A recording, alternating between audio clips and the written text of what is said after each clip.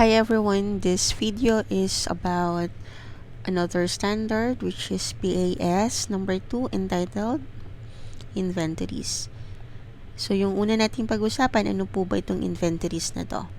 Okay, as per standard, ang inventories po natin, una, these are assets actually held for sale. Okay, for sale saan? In the ordinary course of business. So kung ibig mong sabihin nun, hindi lahat ng binibenta is inventory. Okay? You have to take note na when we say held for sale siya in the ordinary course of business. Sabihin, ito talaga yung flow ng business mo. It is intended to be sold. The second one is that it is still in the process of production. So, meron tayong mga items na hindi natin maibenta agad-agad. Bakit? Kasi mag-undergo pa siya ng process. Okay, and at the end of the reporting period, posible na yung process na to ay hindi pa tapos. That's why it's still in the process of production. Okay, we also have yung mga materials and supplies natin. Those are also part of our inventories. Okay. Now, what are the types of inventories? Ano po ba yung mga klase ng inventories natin? Well, it depends. It depends on what? It depends on whether the operation of the business is merchandising or manufacturing. Sa merchandising, well, it's typical buy and sell, That's why yung ating inventory account dyan, as simple as merchandise inventory. So, ito yung actual nating item na ibinibenta. Binibili natin as it is, tapos ibinibenta na rin natin as it is. Wala na tayong further process na ginagawa. Unlike in a manufacturing setup, of course, sa manufacturing, you buy materials, you convert the materials, and then once it is converted into finished item, or yung product na pwede na nating ibenta. That's why under the manufacturing, medyo marami tayong klase of inventory. The first one, of course, wala naman tayong ipoproduce kung wala tayong materials na bibilhan. Okay? At hindi lahat ng materials na nabili natin ay may ibenta, ay mapaprocess agad natin. So, yung mga materials na binili natin pero hindi pa natin ina-undergo ng process, that's a raw materials inventory. When you put the raw materials into process, hindi lahat, and you put labor and other overhead items or overhead cost, hindi lahat natatapos. That's why yung second classification natin is goods in process. Minsan, work in process ng tawag sa kanya. Okay? And once naman na yung naproseso natin ay natapos na, doon na siya pupunta sa finished goods. Okay. Typically, may tatlo sa manufacturing. Pero, of course, we also need to account yung mga materials na ginagamit natin or mga supplies natin. Materials and supplies. Ano yung common na term na ginagamit natin dito? Ito yung mga factory overhead supplies. Okay? To differentiate this ating raw materials, ginagamit natin yung account title na factory or manufacturing supplies. Okay? Now, after identifying the classes of inventories, now let's go to the cost. Okay? How much are we going to account for the inventory? Ano ba yung kasama na cost ng ating inventories? Ang components ng ating cost of inventories, una, of course, yung cost of purchase. Well, of course, kapag binili natin yan, ano-ano yung mga kasama sa cost of purchase na yan? Definitely yung ating purchase price. Magkano natin binili yung ating inventory? Okay, isama natin kapag kayan mga in-import natin yung mga binabayaran nating import duties sa customs, Also, include natin yung mga irrecoverable taxes, yung freight cost, also yung mga handling cost natin, and all directly attributable cost. Okay? Ibig sabihin ng directly attributable, hindi mo siya magkagastos or hindi mo siya mai-incur kung hindi siya related doon sa cost ng pagpili ng inventories natin. Okay? O ng cost ng pag-acquire ng ating mga finished goods, ng mga materials, ng services. Please take note also na in this cost of purchase, yung atin pong trade discounts. Ano ba yung trade discounts natin? Ito yung binibigay sa atin ng mga supplier natin kapag maramihan nating binibili yung supplies nila. Yung trade discounts, yung mga rebates po, and other similar items are actually deducted na. Ibig sabihin, nakabawas na siya. Okay? So, halimbawa, yung cost of purchase natin ay 100,000, pero merong discounts na, may trade discounts, let us say, na 2,000. So, yung 98,000, ito yung magiging cost of purchase. Ibabawas na po natin yung mga trade discounts. Hindi na natin siya inilalagay sa libro natin. Hindi natin siya nire-record sa book natin. Okay? Another one, aside from the cost of purchase, yung ating cost of conversion. So, saan po nagagamit or saan po related itong cost of conversion? In a manufacturing business, nagkakaroon tayo ng conversion of materials into finished goods. So, in order for our materials na maging finished goods, kailangan dadagdagan mo yan ng labor at saka ng overhead. Okay? So, ito pong labor and overhead is actually the cost of conversion. Okay? Sa labor po, meron tayong classification ng labor na meron kang direct at saka indirect. Okay? Pero for purposes of accounting, ang tinutukoy lang natin sa labor na to is yung direct. Ibig sabihin yung labor na directly related to the conversion. Ano pong ibig sabihin nun? Halimbawa, gumagawa tayo ng table and chairs. So, yung mismong mga tao, yung sweldo ng mga tao na gumagawa mismo ng product natin, yun po yung direct labor natin. However, meron po tayong mga indirect labor. Ibig sabihin, hindi sila directly, yung work nila is not directly associated with the conversion process. Okay, so ano yung mga sample?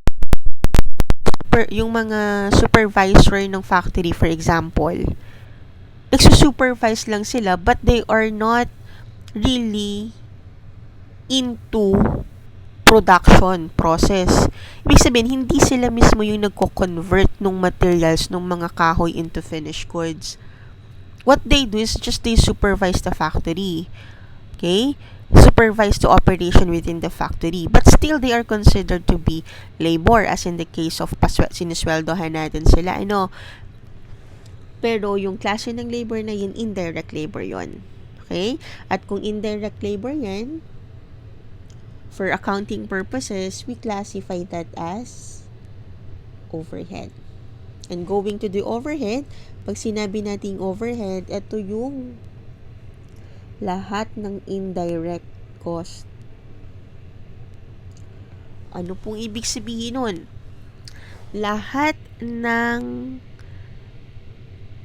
magagastos mo sa production except yung direct materials at yung direct labor. Maliban sa dalawang ito, lahat ng gagamitin mo into production ay ilalagay mo na siya sa factory overhead. Yung overhead natin na to, hatiin natin sa dalawa. Meron tayong tinatawag na fixed at meron tayong tinatawag na variable. Okay. So, yung fixed at variable na yan, medyo of course, from the term itself, magkakaroon na tayo ng idea. Pag sinabi nating fixed, hindi nababago. It remains relatively constant regardless of the volume of production. Pero kapag ka-variable yung pinag-uusapan natin, it varies. Ano pong ibig sabihin yan? For example, pag fix yan, let us say yung monthly na utilities natin, electricity, let us say 10,000 siya sa isang buwan, it will remain to be fixed. Okay? Whether you produce one,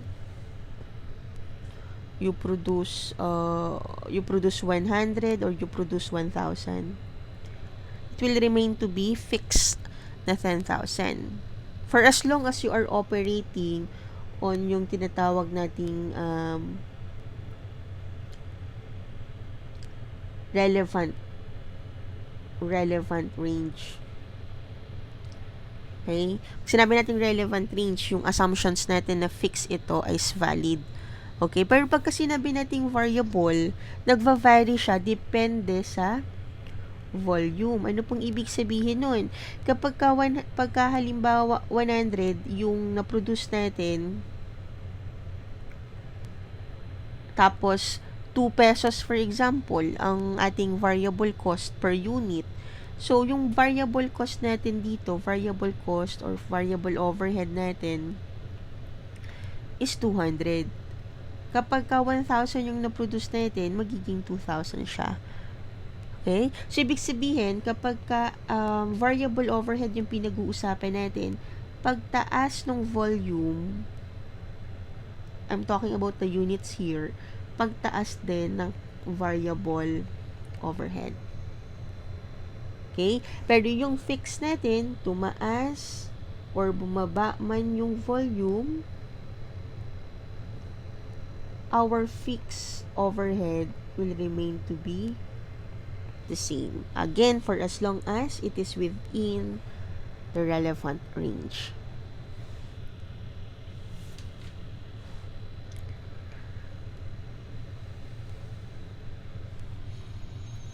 Okay? And the third one, ng atin pong cost of our inventory, yung other cost natin. So, ano po itong other cost na to? Yung mga other cost na yan, isasama lang natin siya sa cost of inventories if it is incurred in bringing the inventories to their present location and condition. Okay? So, ito po, ginagamit lang or sinasama lang natin if it is incurred in bringing the inventories to their present condition or location. Okay? Ano yung sample natin dito? It may be appropriate to include the cost of designing product for specific customers in the cost of inventories. Ano pong ibig sabihin nun? Kung gumagawa kayo ng product, okay, so meron tayong mga design. Okay, yan, design. Dalawang design natin. Yung first na design natin, yan na talaga yung design ng ating inventory. So, itong design na to for all or general customer.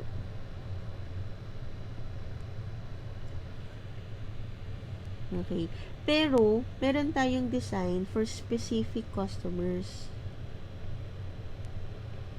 ibig sabihin, ginawa mo lang yung design na yun para sa specific customer na ito.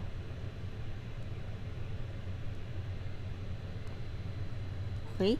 So, if that is the case, then, etong design, yung cost na nagastos mo dito sa pagde-design ng inventory mo for this specific customers will be included as cost of inventory. Okay? Kasi for specific customers. Ibig sabihin, kaya mo lang siya nagastos ay para sa specific na customers na to. Therefore, you include that as part of your cost of inventory. Okay. Now, there are other costs, pero yung other cost na itutukoy ko or pag-uusapan nating sunod ay mga hindi isasama, no? So, ibig sabihin, ito yung mga cost excluded. Okay, ano po yung cost excluded na yan? Ano yung mga sample natin na yan? First one, meron kang mga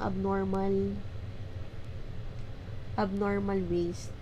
Of course, bakit natin, ma'am, kung may abnormal po, meron po bang normal waste? Okay, meron namang mga normal waste yun. Alam mo, yung mga tipo na in the course of your process or yung normal na proseso mo ng pagpuproduce, normal na magkaroon ka ng waste. O halimbawa, nag-cut ka ng tela. May mga part ng tela na nakat mo na hindi mo na talaga magagamit. Okay? So, kung mga normal waste yun, sama mo yun sa costing natin. Pero yung mga abnormal waste, hindi mo siya sasama. Bakit? Kasi nilagay mo yan sa inventory, it is as if you are actually tolerating the waste. So, pag abnormal na yung waste, wag na nating isama yan sa cost ng inventory. Okay. Ano pa po? Meron tayong mga storage cost. Okay? Well, depende kung ano yung i-store natin. Okay? Yung storage cost na tinutukoy natin, storage siya ng finished goods. Okay? But please take note na kapag ka po yan ay related sa work in process na storage, it's part of cost of inventory. Okay? Pero kapag yan ay storage ng finished goods, hindi po yan kasama sa cost of inventory. Okay? Ano pa po? Yung mga, of course, gastos natin sa administration. And also, yung ating mga selling or distribution cost. Okay? Now, ma'am, if these items are not included as part of your inventory, ano po yung gagawin natin dito?